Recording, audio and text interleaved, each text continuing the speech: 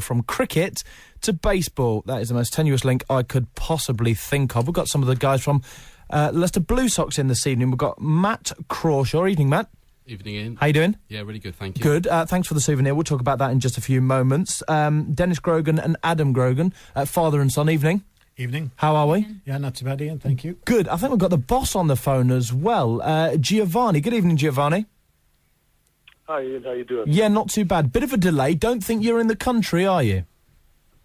No, I find myself in Tokyo, Japan tonight. In which case, sir, we will have a quick chat with you and allow you to go back to whatever you were doing. What's time difference in Japan at the moment? Where are you? What time? We are at half 2 in the morning, and we have a flight at 6 a.m. Okay, in which case we're just getting ready to come back to the UK. Well, we've done you a favour by welcoming you into today, I'm sure, for what is going to be a long flight, I'm sure. Giovanni, whilst you're on the line, we're about to talk to the guys, of course, about the season for the Blue Sox, but just pour over last term for us, would you? And, of course, there was a bit of success for the club that you take into this term.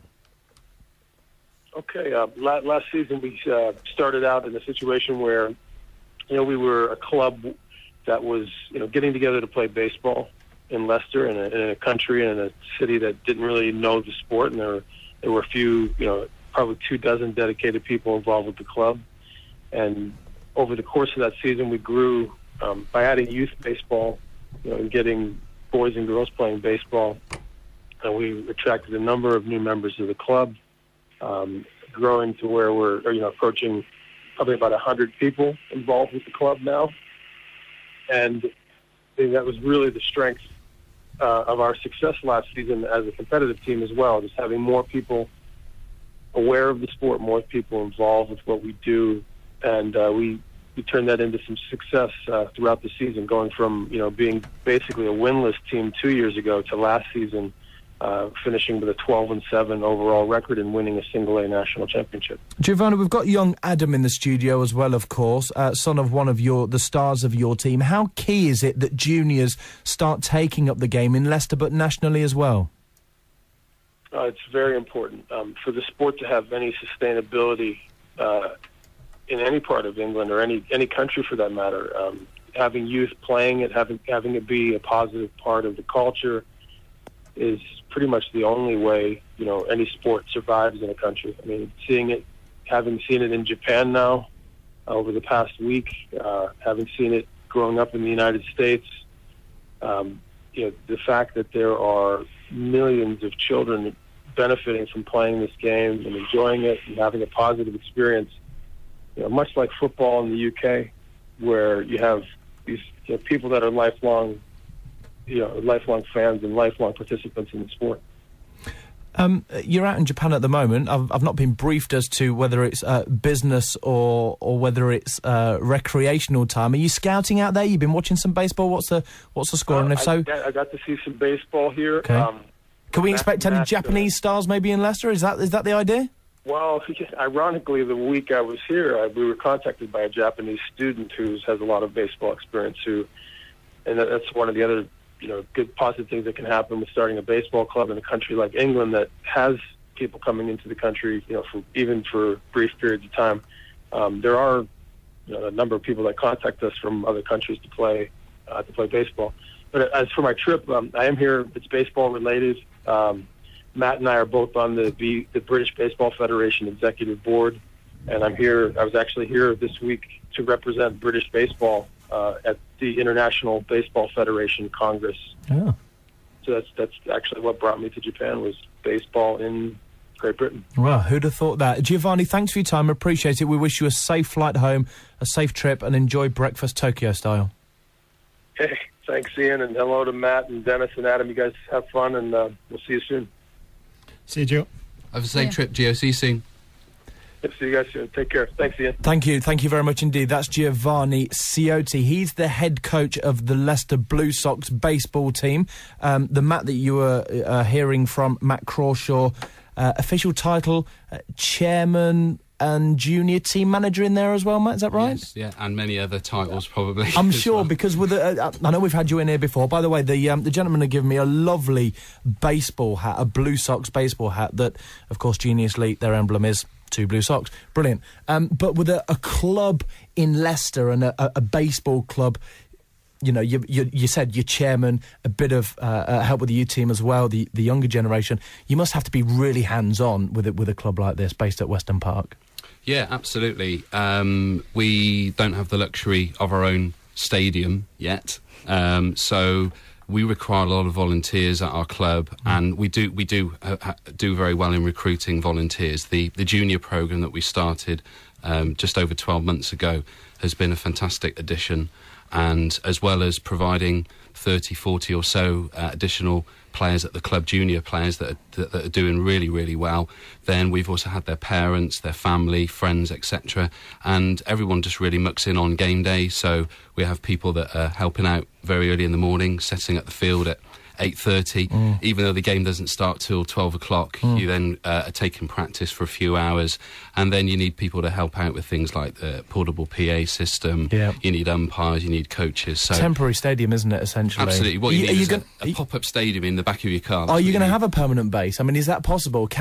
In the UK right now, can a club survive, a baseball club survive by building their own club? I mean, is the sport popular enough to sustain that? I think so. There's been a lot of inroads that have been made within British baseball recently. There's a brand new facility that's being opened called Farnham Park, which is down near Slough, and that's going to be, if you like, a sort of marquee facility for national championships. It could be used for international games for the GB team as well. It's going to be very much like the sort of Wembley of British baseball, and that has really raised the bar in terms of the type of facilities that you may expect from British baseball in the future. So if they can replicate that model around the country, and it's something we're driving hard at the moment, working with various area colleges and the local council to see if we can get some funding for something that's a bit more purpose-built. So we'll just have to keep pushing, and hopefully we can have our own sort of Farnham Park in Leicester very shortly as well. Keep us up to date, of course, as I know you will. Dennis, one of the players of the Leicester Blue Sox, what's it like to play baseball in this country? Yeah, it's a bit different from back in Canada. I grew up playing it when I was a kid, but I think it is getting better through the years. I played about 10 years ago when I first moved over, and going to Leicester last year, I was actually quite surprised at how well and how many players they actually had. Okay. And it was good that they had the junior team, which helped me pick Leicester so I can get my son into the game. Your son's sitting alongside you. Adam, remind us all how old you are? I'm 14. You're 14. Yeah. And be honest, I know he's sitting next to you, Dad kind of forced a bit of baseball on you. No, I've actually wanted to play it for ages, but we didn't actually think there was going to be any teams in the UK. So. Okay. And then one day we just randomly looked and there was loads. What is it about baseball that you love so much? Because there's an awful lot of sports out there. Just like the team actually feels like a family when you're playing. So it's like you meet new people and it's just really fun to play. Dennis, there was a bit of success for the club as well last year, wasn't there? Just talk us through the highs and lows of last term. I joined the club about halfway through. Okay. And we were kind of mid-table. I think we were quite fighting for that playoff spot for the AA final. One of the key highlights for me was playing against Nottingham, who were undefeated at the time, and we played against them, and it went down to the last inning, and we won by one run. So that was a good game. And unfortunately, I missed the final for the Blue Sox because I was away on holiday, already pre-booked. So the missus wouldn't have been happy with me cancelling a holiday to play in the final. But I was on Facebook and Twitter trying to find out what was going on. And from what I saw, they played a great game and won the final. So single A champions was great. Matt, put into context for those football, rugby, and cricket fans listening right now, what the context of the final that the Blue Sox competed in. Yeah, so within British baseball there are 4 tiers in the national divisions. So the National Baseball League is kind of like the equivalent of the English Premiership for football. Then you go down to the next tier, which is AAA. Then you go down to AA, and then you go down to single A. So effectively, our championship that we participated in was on the 4th tier. We were pushing for the 3rd tier, and we narrowly missed out on that. But because of the quality of playing staff within the Midlands division this year has now actually been upgraded to AAA. So now we're only second to the actual National Baseball League. So like Leicester City, on that 2nd tier, now trying to push for the top tier, such as the advancement in the quality of the play has been in the Midlands over the last few years. And the season has just gotten underway, gentlemen, has it not? Yes. Talk us through your first fixture. Well, we played against Birmingham on Sunday. We played a double-header.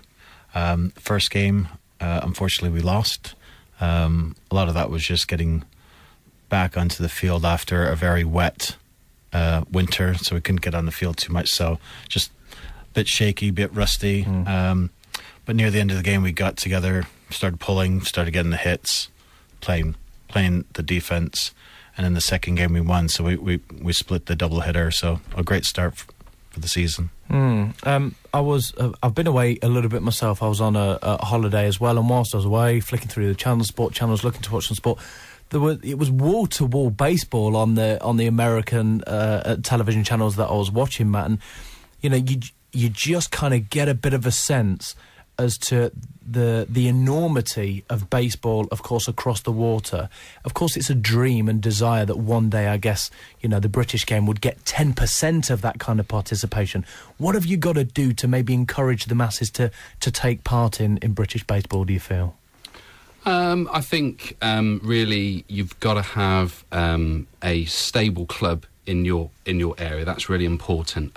Certainly, if you look back over the decades in Leicester itself, there's been clubs that have come and gone, and they've been run pretty much as kind of like a one-man band type of team. And then if that person then gets injured or gets too old or loses interest, everything kind of sort of falls apart from there. We pride ourselves on being quite different in that we have a very strong sort of community and committee ethos at the club. So there's probably about 10, 11 guys that are actually running the club from behind the scenes. And it's just having that consistent offering in your backyard. Really, that's really what's helped the growth and the advancement of our club over the last year or so, just by having that backbone. We've got a reasonable facility over at Weston Park. We have our own permanent backstop. We do indoor training at Leicester Grammar School. So, we've got quite a good quality offering, and I think it's really trying to ensure that that's replicated across the country. It isn't the same wherever you go. Some of the teams are kind of one-man band teams, or they don't have a junior setup. So you need to have the sort of complete package, and I think really what we're not trying to aim for is to have a standard of play that's the same as the MLB, because you're never going to beat that. No other country has done that. No. But what you can do, as we have been doing of late, is providing an elite pathway for some of the promising youngsters. We had a guy at the club last year, Ben Powell, who broke straight into Team GB for his age group. He went abroad to France to play in the tournament and has been doing off-season training over in Canada and in Florida.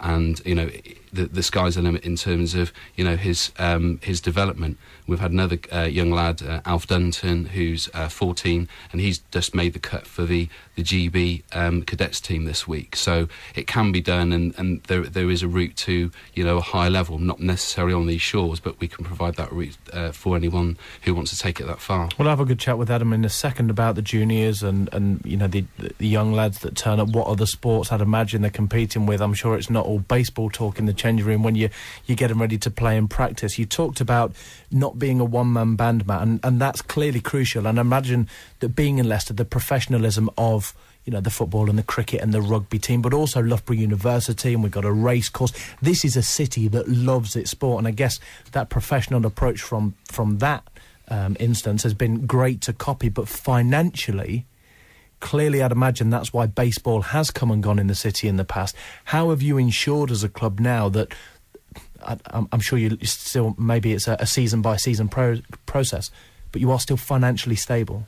Yeah, we are very financially stable. Some of that is because we have a pretty solid membership by having a good brand. We feel we've got good branding of the blue socks. You've got the hat on there with the light blue socks on your navy hat. Yes. The branding through things like Facebook and the internet, a lot of people are starting to identify with the blue socks as being part of the fabric of Leicester sports, just like Leicester Riders, Leicester Tigers and so on. So it's important to have that branding and get people involved at the club. But through a growing membership, we've also been very fortunate to be awarded club mark status through Sport England in recognition of the quality of our junior coaching. And that really then unlocks the potential for external funding through things like Sport England, and we've also been attracting generous sponsorship from local companies as well who like what we're doing. So I suppose if the product's good enough and the branding's good enough and you have a good quality experience, then people will want to back it. So we've been very fortunate to have that thus far. Adam, Matt's just spoken about some successful youngsters coming through the ranks, and clearly junior baseball's really popular at Leicester. Why do you think that is? Because it's a new sport. Like, some people that I know, like from other teams and from baseball academy, quite a lot of them, like their families are from the States as well, so they want to try new sports out. But quite a lot of people at Leicester play like football and rugby as well. So it's just something new, really. And what have you learnt from your old man? Pretty much everything, different techniques, and just stuff like that. Has it been a help? Yeah, a lot, yeah. And amongst the juniors around the club, what's it like when, you've got to change your room, you're just going out and you're warming up? What kind of other sports do you talk about? Because, of course, baseball will dominate your life, but we're not naive enough to think that you might not be talking about, what happened to Man United at the weekend. Yeah, like some football teams, like where you lost and all this stuff, just... and, like, how, they like to play other sports. Like, my dad said it's better to play other sports as well to keep you fit and active. Absolutely right, Dennis, and that's key for Adam's development, isn't it? Yeah, and it keeps, I think, playing more than one sport also, it keeps them interested as well, so they don't get bored just doing the same thing over and over again. And I think with baseball, it is more of a team game. There's another Blue Sox hat, by the way, that's doing the rounds in the studio, and someone's head isn't quite big enough that answers the phones behind the scenes. And I tell you what, if you saw this young lady in the newsroom, you wouldn't think that her head wouldn't be big enough to get a hat on, I've got to say. But they've been very kind to donate one or two, the Blue Sox. Merchandise, I'm sure we can get merchandise from someone if someone wants to give that a plug in the next couple of minutes. In fact, we're going to have a chat just before the end of the programme, in a couple of minutes, about where you can go and watch the Blue Sox if you want to. But we're going to turn our attentions to another sport dominated, of course, across the pond, and the BBL coaches have voted for the Team of the Year in basketball, with the League Players of the Year, Drew Sullivan from the Leicester Riders, leading the way. He's joined in the prestigious BBL Team of the Year by his Riders teammate Jay Cousinard, one of the best talkers on the radio ever, if you ask me. He was the MVP of the 2013 BBL Cup final. Their teammate Zaire Taylor is named on the bench. You've got to have an incredible name to play for the Leicester Riders, we know that. Well, Drew Sullivan spoke about the awards to our reporter, aptly named, relatively boring name, we love him, John Sinclair. I'm very proud about it, more so for the fact that I don't feel like I've changed my game to win this award.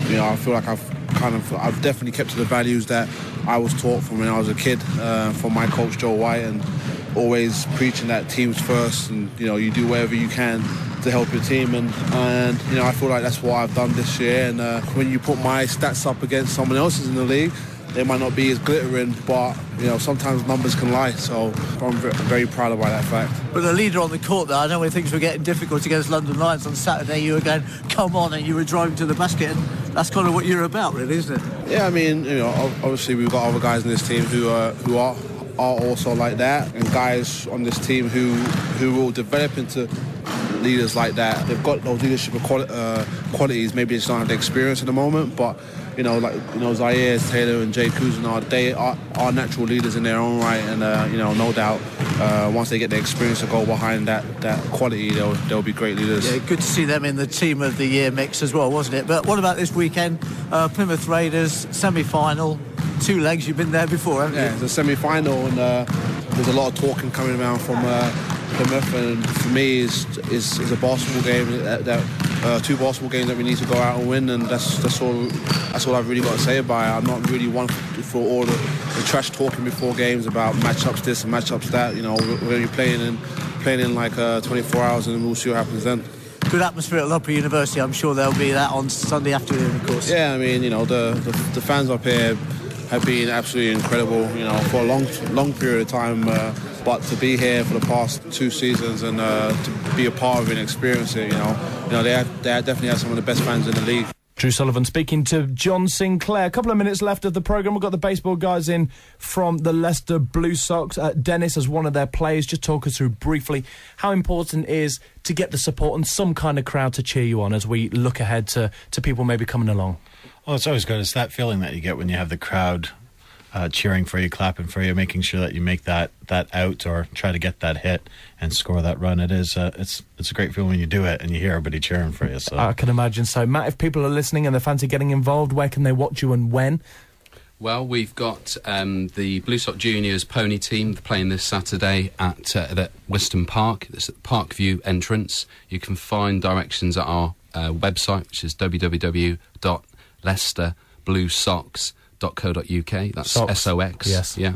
So we've got the juniors playing Horsham on Saturday. Sunday we've got the Leicester 2 Sox, who are the new second team for the adult club, and they're playing Hearts Raptors. Following weekend we then have our new ladies team, which is a fast pitch softball team.